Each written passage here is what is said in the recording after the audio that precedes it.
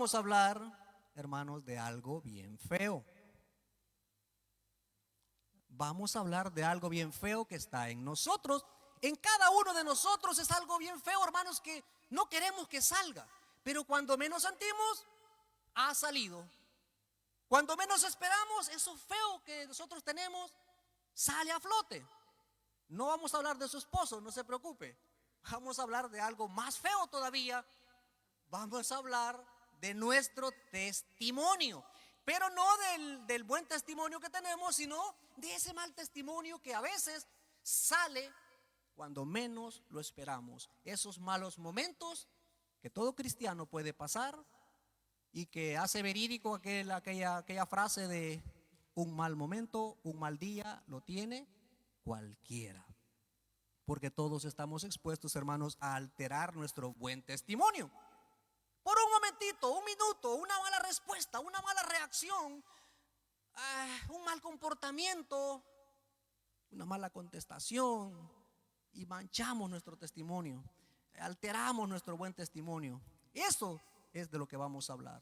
Esos momentos que perjudican nuestra vida espiritual. Porque quizás tengamos mucha Biblia, quizás escuchemos muchas predicaciones, pero cuando sale nuestro mal testimonio, todo eso muchas veces se queda en pura teoría.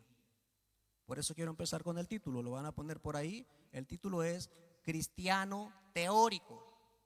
Todos en algún momento tenemos momentitos de cristiano teórico, porque sabemos lo que tenemos que hacer. Hemos estudiado muchos años la Escritura, que hay gente que tiene muchos años estudiando la Escritura, muchos años escuchando palabra de Dios, y desgraciadamente, hermanos, seguimos con este fallo, seguimos teniendo malos momentos que alteran nuestro buen testimonio. Yo quiero empezar leyendo Santiago en el capítulo 1, porque este versículo habla de dos tipos de cristianos. Vamos a leer la palabra en nombre del Padre, del Hijo y con la unción del Espíritu Santo. ¿Alguien dice amén? Santiago capítulo 1 y versículo 21. Santiago 1, 21. Dice la Escritura: por lo cual, desechando toda inmundicia y abundancia de malicia, recibid la palabra implantada, la cual puede salvar vuestras almas. Recibid la palabra implantada. Hasta aquí pues vamos bien, pero mire lo que dice el versículo 22. Pero, acá hay un pero bien importante: pero sed hacedores de la palabra, no solamente oidores, engañándoos a vosotros mismos. Oramos. Padre, te damos gracias, Señor, por la oportunidad que nos da de escuchar tu consejo, por la oportunidad, Señor, que nos da de alimentarnos con tu palabra. Te pedimos, Dios, que nos hables, que abras nuestro corazón para guardar esta palabra, y no solo para guardarla, sino que con el poder de tu Espíritu Santo nos ayudes a ponerla en práctica cuando sea necesario. Ayúdanos, Señor. Háblanos en esta mañana en el nombre de Jesús. Amén. Bueno, mis hermanos, estamos hablando del testimonio, pero como acabo de decir, no del testimonio. Miren cómo están todos bien sentaditos, bien derechitos, bien comportados, pero no vamos a hablar de estos momentos, sino de lo que os acabo de decir. Todos, aunque tengáis caritas así de angelitos, todos ahí en el trabajo, en el colegio, en la universidad, todos en algún momento hemos tenido ese mal día. Ese mal día que después, cuando lo pensamos, nos arrepentimos y decimos: ay, ¿qué le dije? Ay, ¿cómo reaccioné? A ver los que van en el volante ahí, ¿verdad? Cuando se te mete la moto y ay, Dios te bendiga, motero. ¿Qué va? Ahí no sale ese mal testimonio. O fíjense que yo, el cristiano teórico, yo le iba a poner otro título, que es Juan Martillo. Porque más adelante voy a dar un ejemplo de lo que le pasó al apóstol Pablo con Juan Marcos, que los romanos le pusieron, bueno, se llamaba Juan y le pusieron como apodo Marcos, que quiere decir martillo. Y a causa de Juan Marcos, Pablo tuvo un mal día, pero eso va más adelante. Lo cierto es que el ejemplo que les voy a dar más adelante Se los quiero adelantar para que no vaya a usted a estar pensando en su mente, eso serás tú, yo llevo 20 años en el evangelio, eso te ocurre a ti porque eres débil. Mis hermanos, todos somos débiles y todos estamos expuestos a tener un mal momento, y todo cristiano en algún momento altera su buen testimonio entristeciendo al Espíritu Santo. Yo el primero. Estamos expuestos. Por eso les estoy adelantando que le voy a dar un ejemplo del apóstol Pablo, uno de los siervos más usados por Dios, uno de los que más escribieron que Dios usó para escribir la Santa Escritura. Si a Pablo le pasó, ¿cómo no nos va a pasar a nosotros? Así que es mejor empezar pensando que soy débil, pensando que puedo equivocarme, pensando que yo también estoy expuesto, porque eso nos va a ayudar a precisamente cuidar nuestro buen testimonio. En el momento que usted empiece a pensar que usted lleva 20 años en el evangelio, que a usted no le puede pasar, malo, ya estamos mal. La Escritura dice que el poder de Dios se perfecciona en nuestras debilidades. Y a veces, hermanos, Dios va a permitir estos malos momentos. ¿Sabe para qué? Para que nosotros, Él ya lo sabe, pero para que nosotros comprobemos que seguimos siendo débiles, para que nosotros comprobemos que seguimos siendo débiles. El único perfecto es Dios. Y entonces acabamos de leer Santiago 1:21, que está hablando precisamente de eso. Está hablando, fíjese, de creyentes, está hablando de personas. Aquí el problema no es que no escuchen palabra. Aquí el problema no es que la gente a la cual está escribiendo la carta no escucha palabra. No, si ese no es el problema. El problema es que solamente la escuchan. Hay dos grupos, acabo de decir. Está un grupo de personas que la escuchan y luego la ponen en práctica. Pero Santiago dice bien claramente, dando a entender que hay otro grupo que son solo oidores. ¿Vinieron al culto? Sí. ¿Escucharon la predicación? Sí. Salieron de ahí, llegaron a su hogar y lo primero que hicieron al abrir la puerta fue a pelear porque nadie andaba llave, quien olvidó la llave, y hasta los insultos y los gritos, y se fue el testimonio, se fue la paciencia, se fue el amor, se fue la comprensión, se fue todo lo que sabía de Biblia, se fue. Entonces Santiago está hablando, no sean así. Si ustedes van al culto, acuérdense al menos hasta el día martes que vuelve a haber palabra, acuérdense del mensaje del domingo, acuérdense de la enseñanza, y si no, lea la Escritura, que usted también se va a alimentar a través de la Escritura, y póngala en práctica, porque de leer la Escritura todos la leemos, pero lo que está enfocando la Escritura es de ponerla en práctica. Dice hay un punto, hermanos, que nosotros a veces olvidamos. Yo no sé dónde usted trabaja, yo no sé dónde usted estudia, pero es mejor que no metamos esto en la mente. Donde usted trabaja, donde yo trabajo, alrededor nos observan. Estamos siendo observados. Y déjeme decirle que si nosotros nos pusiéramos a pensar en este punto, de verdad que reflexionaríamos. ¿Sabe por qué? Porque la Escritura dice que donde nosotros estamos, donde quiera que vayamos, nosotros estamos representando a Dios. Estamos representando a Cristo. En esa casa que usted limpia, usted tiene una señora que, aunque sea mayor, su jefa o joven como sea, esa señora la está observando sin que usted se dé cuenta. Usted viene el lunes, la observa y parece que no. Vino el martes y ya lleva 1 año, 2 años, y esta persona tiene todo ese tiempo observando su testimonio. Dice la Escritura, esto lo apunté por aquí, que nosotros somos embajadores de Cristo.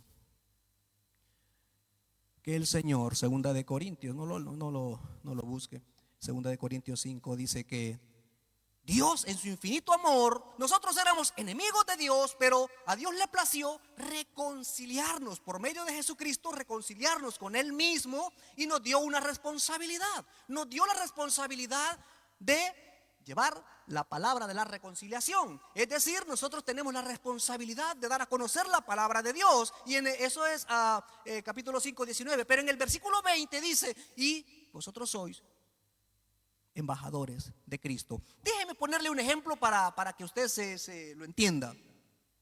Un policía. ¿Cómo se comporta un policía cuando está de servicio? Tiene que cumplir unos protocolos. No se puede comportar de una manera cualquiera. ¿Por qué? Porque eso representa a la autoridad, representa al cuerpo de policía. Y no se va a poner ahí a emborracharse, aunque sea un borracho. Pero cuando él está uniformado, cuando está de servicio, él guarda un orden, porque lo están observando. Él representa al cuerpo de policía de España o del regional, de lo que sea. Ahora, usted sabía que ellos no viven siempre en la policía. Ellos tienen días libres y nosotros decimos de paisano, ¿verdad? Cuando andan de paisanos. ¿Será el mismo comportamiento cuando ellos andan de paisano? No, ellos ahí, de hecho, en las capacitaciones que les dan, les dejan bien claro que a no ser en caso de emergencia, ellos, el policía, lo dejan dentro de la comisaría. Sí, a no ser que sea un caso de emergencia, el policía va a hacer siempre lo posible por no ser policía cuando él anda de paisano. Pero nosotros no, porque nosotros no representamos a la policía, nosotros representamos a Cristo. Y nosotros no tenemos días de paisanos. Nosotros representamos a Cristo todos los días, estemos donde estemos. Y si un inconverso, una persona representando a un cuerpo de policía mantiene un orden y se preocupa de cuidar su comportamiento, cuanto más el cristiano que representa a Cristo. Somos embajadores de Cristo, mis hermanos, y se nos olvida. Somos embajadores de Cristo y se nos olvida. Que Dios nos ayude. ¿Por qué nos pasa eso? Lo dije al principio, porque todos estamos expuestos a tener un mal día. Todos estamos expuestos incluso a tener 2 días, 3 o una mala temporada. Y hay pruebas, oiga, que a veces nuestro testimonio se ve alterado incluso por pruebas que estamos viviendo. Y a veces esas pruebas no duran un día. A veces esas pruebas duran 2, un mes, un año. Y el cristiano tambalea, sacudido por la prueba, dañado quizá por una enfermedad de un familiar, dejó de congregarse, empezó como a enfriarse por la carga que lleva, por el problema con un hijo, por la carga de trabajo o sobrecarga de trabajo que lleva. El cristiano empezó a perder comunión con la congregación y está pasando una mala temporada espiritual. Y debemos de tener cuidado porque esa es la receta perfecta para enfriarse. Empezamos a poner excusas por trabajo, empezamos a poner excusas, que hermanos, claro, yo tengo un niño recién nacido, o yo qué sé, mi esposo, tengo que hacerle comida, lo que sea, y usted ya no vino en el mes, hay 8 cultos y usted vino a 1. Bueno, vino a 6, pero es un proceso. Después viene a 4, después termina siendo 1, y lo más triste es que después termina siendo ninguno. Empezamos a enfriarnos porque estamos expuestos. Metas en la cabeza, estamos expuestos y es necesario cuidar, hermano, esto, porque podemos caer en el enfriamiento. Y por eso quería poner el ejemplo del apóstol Pablo, porque como hemos dicho ha sido un hombre muy usado, un siervo que escribió mucha parte de la escritura del Nuevo Testamento. El apóstol Pablo también tuvo un mal día. Y lo digo con mucho respeto porque siempre es un ejemplo. Es un ejemplo de testimonio, de cambio, de lo que es un verdadero cambio, de lo que era Saulo a lo que después vino a ser Pablo. Y lo demostró. Y trabajó para el Señor. Por eso lo digo con mucho tacto, lo digo con mucho respeto. Pero si algo tiene la Escritura, usted lo sabe, es que la Escritura no oculta la debilidad de sus autores. No ocultó los errores de Moisés, no ocultó los errores de Abraham, ni los del rey David. No ocultó la debilidad de los autores de la misma Escritura. Si algo tiene este libro precioso es que Dios es honesto y nos enseña las dos partes de sus hijos. Y nos dice claramente que sus hijos no son perfectos. Nunca han sido perfectos. El único perfecto ha sido Jesucristo. El único que no pecó fue Cristo. Pero de ahí todos, absolutamente todos, empezando desde el primer hombre, Adán, empezaron los fallos. Y su primer hijo, y así la familia, hermanos. Hasta el día de hoy, esa imperfección nosotros la tenemos y el apóstol Pablo también la tenía. Para meterle un poco en contexto, yo quiero recordarle la última predicación, que era de los apodos. Ustedes recuerdan que hablábamos de los apodos que bendicen, ese apodo tan precioso que tenía José, al que llamaban, muy bien, todos. ¿Cómo que? No, Bernabé. ¿Y quiénes le habían puesto ese apodo? Los apóstoles. Porque era un apodo precioso que significaba hijo de consolación. Eso significaba Bernabé. Entonces, ¿qué ocurrió? Que Bernabé tenía un testimonio precioso y de pronto surgió una conversión. Saulo se había convertido al evangelio. Saulo había tenido un encuentro con el Señor Jesucristo y Saulo dejó de ser Saulo y Dios lo transformó y le llamó Pablo porque era un nuevo hombre totalmente cambiado. Pero los apóstoles no le creían. ¿Se recuerdan que estuvimos hablando de eso? Que Pablo con ese primer fuego, ese primer amor de recién convertido, él quería estar, él quería trabajar con los apóstoles, él quería ir y yo quiero evangelizar y yo quiero hacer esto. Y los apóstoles decían, no. Dice la escritura que los apóstoles no creían que Pablo estuviera convertido de verdad. Pero entonces se levantó Bernabé. ¿Y qué hizo Bernabé? Bernabé fue a hablar por él. Bernabé fue a pacificar la situación. Bernabé lo defendió y le dijo, no hombre, démosle una oportunidad. Yo lo he visto predicar, no vean cómo es verdad que él le gustaba golpear a los cristianos, es verdad que él hasta los arrastraba, era un violento, pero ya no, Cristo lo ha cambiado. Y los apóstoles no lo creían. No, les daba. Pero Bernabé intercedió por él. Bernabé habló por él. ¿Y saben qué ocurrió? Que surgió una linda amistad entre Pablo y Bernabé. Pero no era una amistad para irse a los bares ni para ir a jugar al fútbol. Era una preciosa amistad para trabajar en el evangelio. Pablo tenía ese fuego que Bernabé ya estaba practicando. Pablo quería salir a predicar. Pablo quería, y por eso pusimos estos puntos. Mire, un mal día lo tiene cualquiera, es lo que le estoy diciendo. Lo tuvo Pablo y empezamos con una linda amistad, que es lo que ahora le estoy explicando.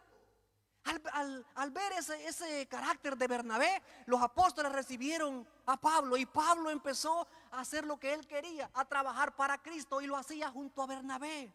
Los dos juntos empezaron a predicar, a evangelizar, a enseñar en Jerusalén. Juntos, como dos amigos. Oye, ¿ahora a dónde vamos? Pues ahora a la Plaza Cataluña. Oye, ¿y si vamos a Hospitalet? No, porque ahí vive Esteban y mucho colombiano ahí. No, es broma. Estaban en Israel, no estaban aquí. Entonces, ¿qué pasa? Que y hacían todos juntos una preciosa amistad. Yo quiero que usted se meta en la mente esos dos hermanitos que quedan para evangelizar, que quedan para y siempre para trabajar en el Señor. Surgió una preciosa amistad. Pero de pronto aparece ¿quién? Juan Marcos. Dice Hechos 12:25. Y Bernabé y Saulo, cumplidos sus servicios, volvieron de Jerusalén. Habían estado predicando, sirviendo al Señor en Jerusalén.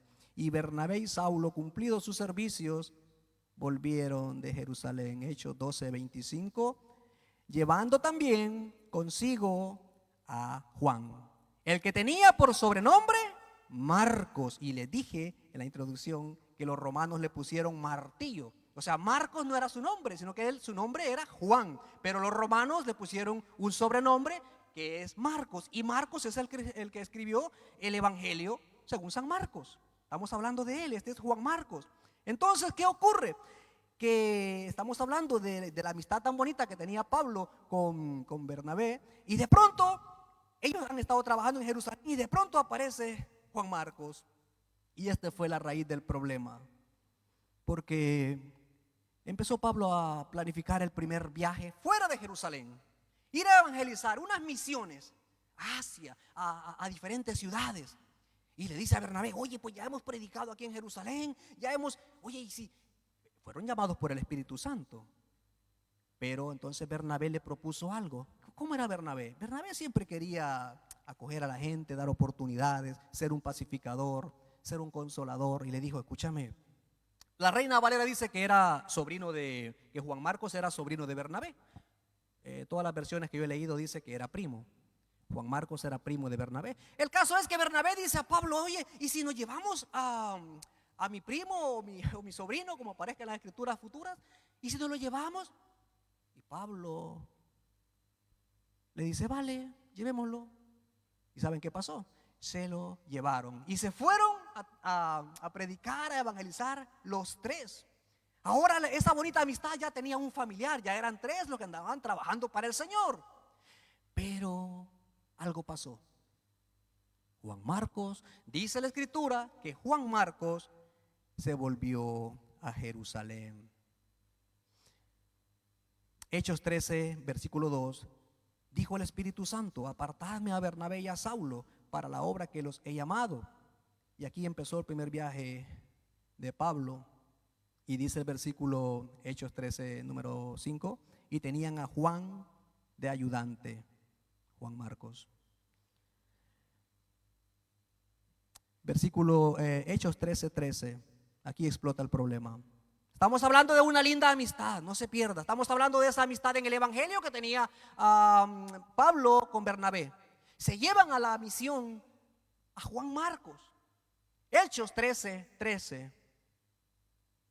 Pablo y sus compañeros llegaron a Panfilia, pero Juan, apartándose de ellos, volvió a Jerusalén. Eso fue todo, hermanos. Me dijo un día un hermano, bueno, lo que pasa que Juan Marcos sí que andaba en el primer viaje, pero se fue al mundo. Y digo, ¿qué? Si la escritura solo dice que se fue a Jerusalén. Y digo, eso no. Y digo, no. La escritura dice que Juan Marcos se regresó a Jerusalén. Y nosotros somos así, hermanos, también.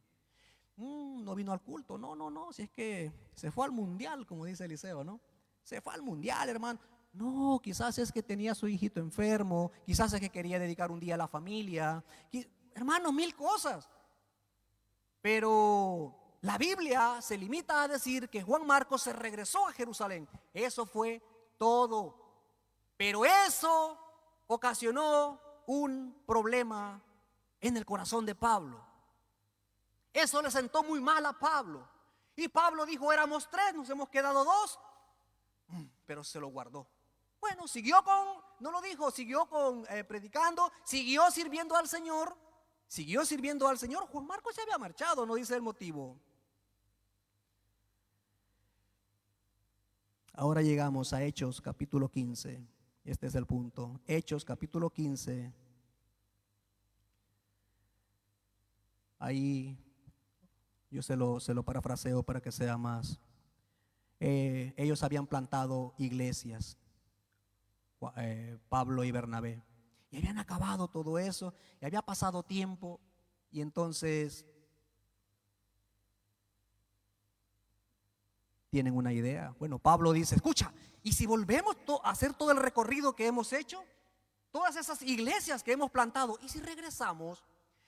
Y si vamos a visitar todas esas iglesias, vamos a ver cómo están los hermanitos, vamos a ver cómo están. Fíjese el corazón de Pablo. Él quería regresar, él quería supervisar, tenía ese amor por los hermanos. Y entonces, ¿qué ocurre? Entonces Bernabé le dice, perfecto, se lo estoy parafraseando, perfecto, vamos, qué precioso, cuántas iglesias hemos levantado, cuántos hermanitos están perseverando en Cristo, cuántas personas han sido salvas, vamos a supervisar, hagamos el recorrido de regreso y llevémonos a mi sobrino o a mi primo. ¿Cómo? Sí, llevémonos a Juan Marcos. Y ahí empezó el mal día o se nos muestra el mal momento de Pablo. Ahí se nos muestra que Pablo tenía algo guardado, que el que Juan Marcos se regresara a Jerusalén no le sentó bien, le molestó. Y Bernabé dice, no, llevémoslo. Llevémoslo si tiene buen testimonio. Pedro escribe de que era un colaborador del apóstol Pedro también. O sea, quiero decir que Juan Marcos no es que se fuera al mundo. Algún problema tuvo en Jerusalén, se regresó, algún problema familiar, no lo sé. Pero el hecho es que Juan Marcos seguía perseverando. Y el hecho es que, y la prueba es que Bernabé lo quería llevar de ese viaje de regreso. Pero Pablo dice no, no, no, rotundamente no. ¿Pero y por qué? Porque nos abandonó. ¿Te recuerdas que fuimos al Pentecostés y esta hermana nos dijo que iba a venir y no vino? Y luego ahí sale haciéndose una selfie en la Barcelona. No, no, no, no. No sean así, hermanos. No seamos así. Pero a Pablo le pasó y dijo no. Andábamos evangelizando, estábamos los tres, pero se fue para su casita. Ah, qué cómodo, ¿no? Se fue para su casita y nosotros asoleándonos, aguantando hambre, pasando frío. Ah, pero tu sobrino se marchó. Y usted ya le he explicado cómo era el corazón de Bernabé. No pasa nada, amémoslo.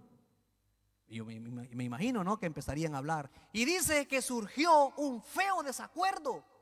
Ahí hubo una discusión, la Biblia lo resume, pero eran dos amigos. Y sabe que cuando a veces tenemos mucha amistad, tenemos como más confianza para decirnos las cosas. Imagínese, no, si ese es sobrino tuyo, no, si es que... Y el otro, pero llevémoslo. Y Pablo dijo, no, no, de ninguna manera, no. Pablo también tuvo un mal día. Esto nos muestra que Pablo tuvo un mal momento. El apóstol que tanto escribió, inspirado por el Espíritu Santo, del amor, del perdón. ¿Ha escrito Pablo sobre el perdón? Sí. ¿Ha escrito Pablo sobre el pasar por alto la ofensa? En cuanto de vosotros dependa, estad en paz con todos. En cuanto de vosotros dependa, porque a veces ya no se puede, hermanos, a veces ya no se puede. Pero en cuanto de nosotros dependa, perdonemos. En cuanto de nosotros dependa, amemos al hermano. Pero Pablo aquí tuvo su mal día y dijo, no, no, no, no, no. Nos vamos tú y yo. Pero si viene tu sobrino, no. Hechos 15:36.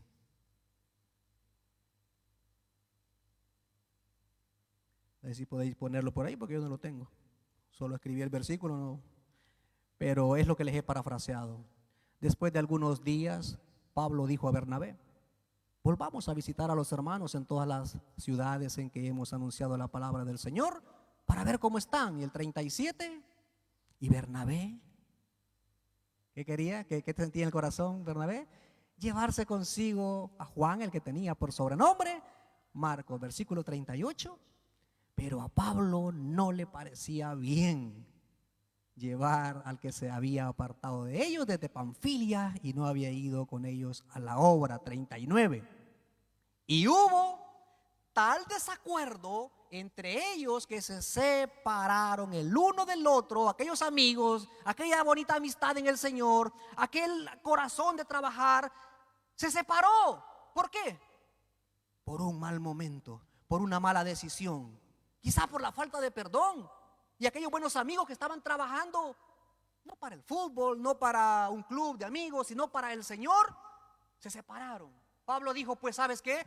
Tú vete con tu sobrinito, vamos a seguir trabajando en el Señor, no te preocupes, pero yo me voy con Silas. Tú llévate a tu sobrinito que yo de él no quiero saber nada.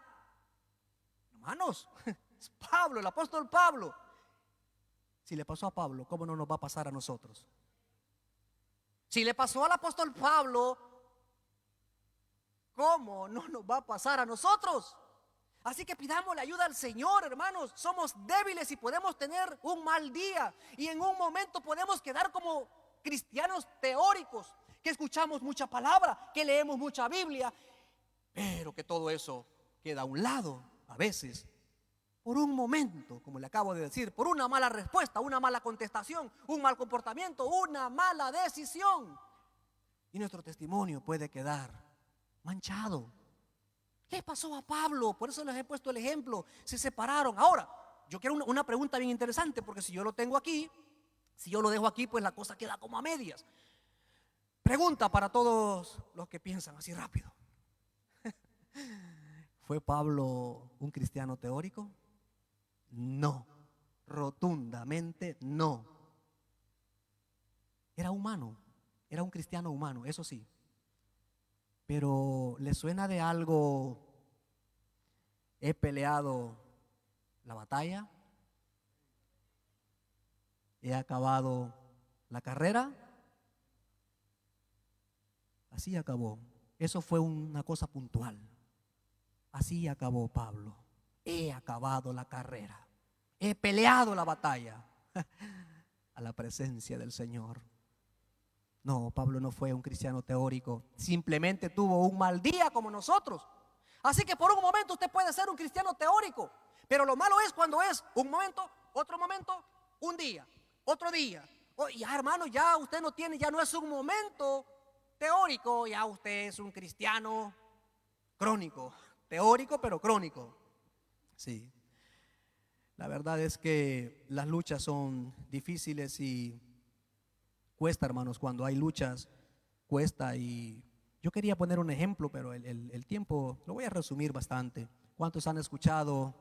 Quiero poner el ejemplo, un segundo ejemplo. El segundo ejemplo, el primero es de Pablo. Este mal día, este mal momento que tuvo el apóstol Pablo.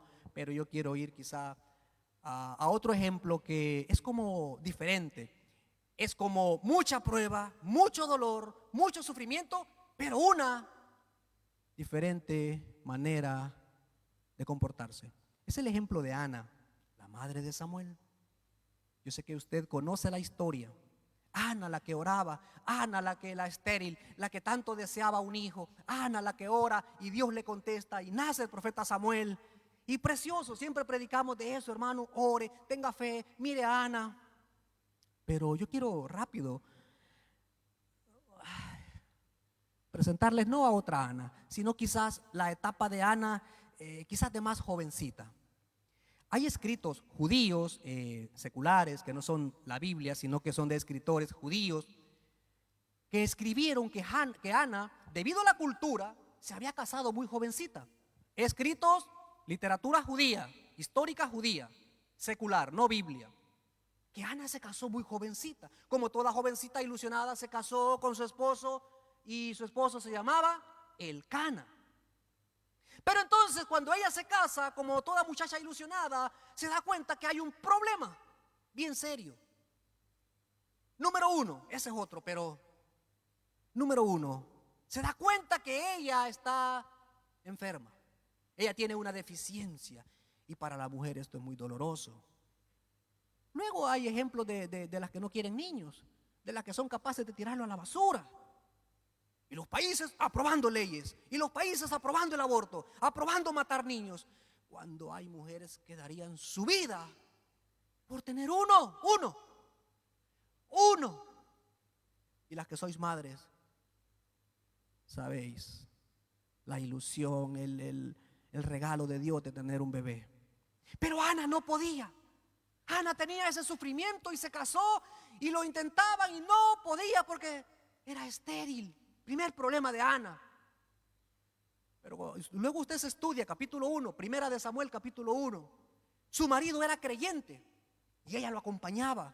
Y cada año subían al templo y llevaban los sacrificios y subían al templo a adorar al Señor. Ana seguía teniendo el problema, pero seguía asistiendo al templo a adorar al Señor. Pero eso se iba a complicar porque iba a venir un segundo problema. No sé si más doloroso que el primero. La poligamia. Por eso hemos puesto ahí poligamia. ¿Qué es eso? Cuando hay más de una esposa. Entonces su marido, al ver que no lo dice la Biblia, lo dicen los escritos estos seculares de los judíos, dice que pasaron los años y en aquella cultura era muy importante para una familia dejar descendencia. Entonces Elcana se le ocurrió tener otra esposa. Eso no es el modelo de Dios. Quiero recordarle, ese no es el modelo de Dios. El modelo de Dios usted lo va a encontrar en el capítulo 2 de Génesis. Varón y hembra los creó. Y dice que Dios hizo caer en sueño profundo a Adán y de ¿cuántas costillas? Yo quiero a ver si se equivocaban. Y de una de sus costillas formó ¿a cuántas mujeres? Luego se lee usted el capítulo 2, Génesis capítulo 2. Y Dios hizo, desde el versículo 20 al 24, y Dios hizo caer en sueño profundo al hombre y sacó una de sus costillas para hacerle una mujer. Y cuando Adán vio aquella creación de Dios, mire, Adán estaba dormido, pero se ve que tenía inspiración del Espíritu Santo. Cuando la vio, él estaba dormido, pero cuando la vio dijo: wow, esto es carne de mi carne y hueso de mi hueso. Pero ¿cómo pudo decir eso si estaba dormido? Ay, se lo dejó para que usted piense. Él estaba dormido, pero él lo entendió. ¿Y sabe quién repitió esas palabras? Jesucristo. Marcos capítulo 10, usted va a ir y vienen los fariseos para tentar al Señor y le dicen: Señor, pero si, ¿qué escribió? Señor, ¿está permitido divorciarse? ¿Está permitido repudiar a la mujer? Jesús les dice, Marcos 10, usted lo lee después: ¿qué escribió Moisés? Le dijeron ellos: Moisés no solo nos permitió divorciarnos, darle carta de divorcio, sino que repudiarla también. Eran los fariseos. Y Jesús les dijo: ¿saben por qué? ¿Saben por qué Moisés les permitió eso? Por la dureza de vuestro corazón. Pero eso no era así en el principio. En el principio, dijo Jesús, varón y hembra los creó Dios. Y por eso dice la Escritura que el hombre dejará a su padre y a su madre y se unirá a su mujer, y los dos serán una sola carne. La poligamia no es modelo de Dios. La poligamia surgió por el orgullo del hombre. Dios diseñó un hombre y una mujer. Pero el Cana se le ocurrió que para solucionar su problema, tener otra esposa, Penina. Y Ana ahora tenía doble dolor. Pero ¿cuál era el testimonio de Ana? Porque dice la Escritura, usted se lo lee, 1 Samuel capítulo 1, que Penina sí tenía, no un hijo, tenía hijos. Tenía hijos. Y Ana vivía con ella. Vivían los tres. Imagínense el dolor. Soy estéril y ahora mi marido, para solucionar esto, lo que hace es traer otra persona. Pero no solo eso, sino que esa persona empieza a humillarla, empieza a burlarse de ella. Y dice literalmente la Escritura que se burlaba cada año de ella porque Dios no le había dado hijos. Mire qué crueldad de Penina. No es que se burlara porque, pues mira, yo soy más joven, tú ya estás 40. No, cuidado con las cuarentonas, están guapas todavía, no. Es que eso lo escuchan bien rápido, miren que ni lo dije. Entonces, no, la burla no era eso. La burla no era porque la otra quizás era más fea, más gordita, más no. Dice, 1 Samuel, yo lo tenía apuntado, pero ya sabe que como todo lo que se burlaba de ella porque Dios no le había dado hijos. 1 Samuel, capítulo 1 y versículo 5, que Penina se burlaba de ella porque Dios no le había permitido, bueno, el versículo 5 dice que Dios no le había permitido tener hijos. Hay otro versículo donde dice que Penina se burlaba de ella. Imagínense la vida de Ana. ¿Era un mal día de Ana? ¿Era una mala semana? Era una mala vida. Pero seguía confiando en el Señor. Mire qué diferencia. Pusimos el ejemplo del apóstol Pablo. Y Pablo tuvo el comportamiento que hemos dicho. Pero Ana seguía confiando en el Señor. A pesar de su esterilidad, a pesar de la poligamia, a pesar de la humillación. Yo no sé si podemos poner 1 Samuel capítulo 1 y versículo 8. Quizás vamos a terminar con este versículo. 1 Samuel 1 versículo 8. El Cana, su marido, le dijo: esto es el colmo. Si usted tiene una mala vida, si usted está pasando un mal momento, hermano, ya esto es el colmo. Tener un marido así. Mire, se salva la hermana Alicia, tiene una cosa tan guapa. Dice, no, alguna se salva, hermana, alguna eligió bien, yo qué culpa, alguna eligió bien, se llevó al alto rico y brapía. Leemos la Escritura, dice, y el Cana, ¿quién era el Cana? El marido de Ana. Le dijo, mira lo que le dijo, qué inteligente. Ana, ¿por qué lloras? Es que yo no sé por qué lloras.